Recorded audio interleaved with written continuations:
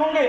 آپ کو لگتا ہے کہ تجوید القرآن میں پڑھنے والے بچے بڑی شرارت کرتے ہیں, محلے میں یوں ہی گھومتے رہتے ہیں. یاد رکھیے اسکول سے بھی زیادہ, مجھے اپنا تجربہ ہے, اسکول کے اسٹوڈنٹ سے بھی زیادہ مدرسے کے بچے زیادہ شرارتی ہوتے ہیں. کیوں؟ اس کی وجہ صرف یہ ہے, اسکول کے بچے شرارت کرتے ہی ہیں تو بیچارہ شیطان اس پر حملہ کرنے کے لیے کیوں جائے, کیوں اس کو بہکائے گا.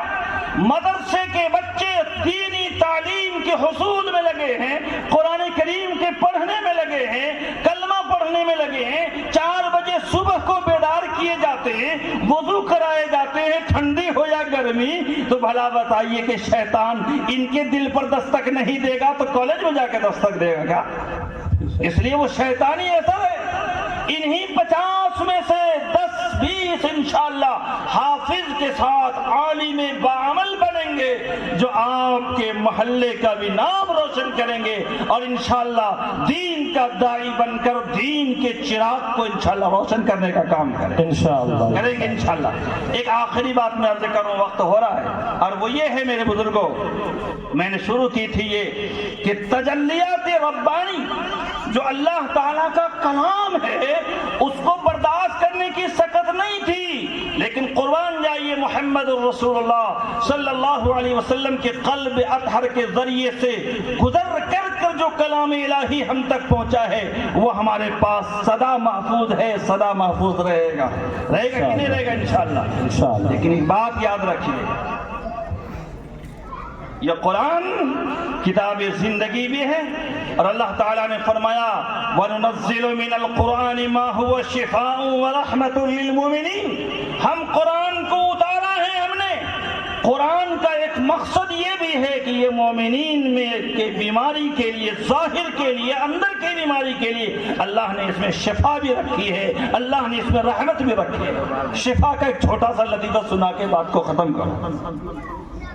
علامہ سعد الدین تفتازانی بڑے علامہ گزرے ہیں, ان کے زمانے میں ایک بادشاہ تھے, وہ بادشاہ بیمار ہوا. غور سے سنیے گا, کرجی کے تمام مرد و خواتین بھی غور سے سنیں, خواتین بھی سنیں. علامہ تفتازانی کے دور میں جو بادشاہ تھا اس کو زخم ہو گیا, کہیں پیر میں, کہیں ہاتھ میں. سارے ڈاکٹر, سارے حکیم نے اس پہ مرہم پٹی کی, افاقہ نہیں ہوا, صحت یابی نہیں ہوئی, وہ زخم ٹھیک نہیں ہوا. تو بادشاہ نے کہا کہ بھائی کوئی اور راستہ ہے تو بتاؤ.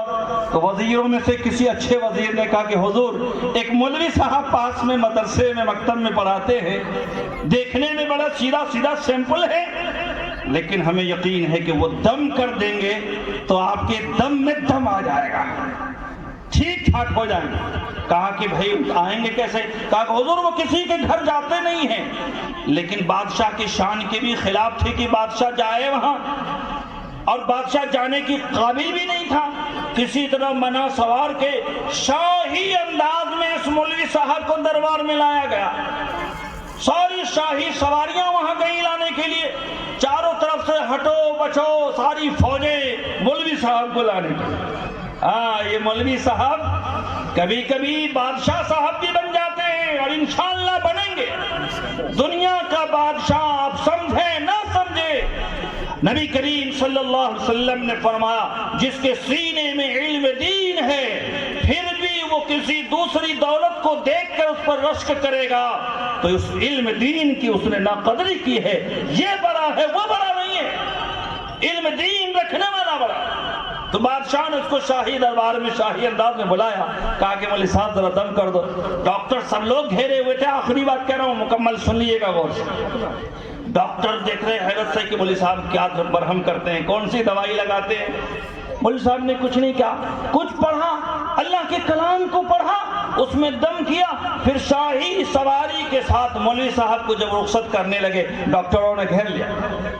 حضور ہم تو سمجھا تھا کہ آپ کوئی ایسا مرہم رکھتے ہوں گے جو درد پر لگا دیں گے کافور ہو جائے گا, آپ نے تو کچھ کیا نہیں, کچھ بولا بڑبڑایا اور پھونک دیا اور چلے, اور بادشاہ بھی چنگے ہو گئے. ماشاءاللہ بہت اچھا ہو گیا, معاملہ کیا ہے ذرا سا بتائیے, آپ تو مرہم ہی نہیں کیا.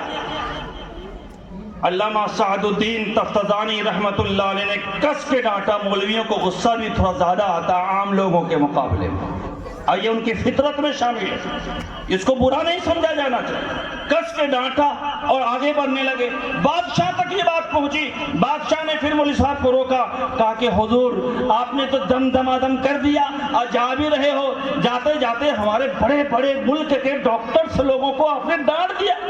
کیوں ڈانٹ دیا؟ تو نہیں ڈانٹنا چاہیے تھا آپ کو, آپ کا مقام تو بہت بلند ہے, آپ کو عالم دین ہے, نہیں ڈانٹنا چاہیے. کہا کہ بادشاہ سلامت سنیے, اس نے جو سوال کیا تھا کہ تم نے کیا مرہم پٹی کی کہ بادشاہ اچھا ہو گیا, اس کا جواب ہماری ڈانٹ میں چھپا ہوا تھا, ہماری ڈانٹ میں چھپا ہوا تھا. کہا کہ وہ کیسے؟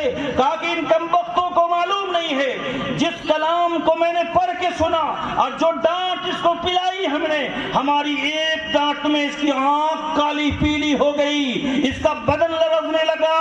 جب ایک بندے کی ڈانٹ کا یہ اثر ہو سکتا ہے, خدا کی قسم جو اللہ کا کلام پڑھ کے دم کرے گا اس میں کیا تاثیر ہوگی اس کا اندازہ کر لیجیے. اس لیے میرے بزرگوں, یہ قرآن عظمت کی کتاب, سفارش والی کتاب, آپ کی دنیا آخرت کو سنوارنے والی کتاب, اور قرآن سے جس کی وابستگی ہو گئی, شفا بھی اس کے ذریعے ملے گی, دعوت بھی اس کے ذریعے ملے گی, انشاءاللہ ہدایت کا بھی ذریعہ وہ بنیں گے, اور قیامت کے دن سفارش کا بھی ذریعہ انشاءاللہ بنیں گے. اللہ سے دعا ہے اللہ آپ سب کی وابستگی کو گہری عقیدت کے ساتھ, گہری محبت کے ساتھ, اور مال و زر کے ساتھ, اس مدرسے کے ساتھ اللہ ہمیشہ قائم رکھے. آمین. واخر دعوانا ان الحمدللہ رب العالمین.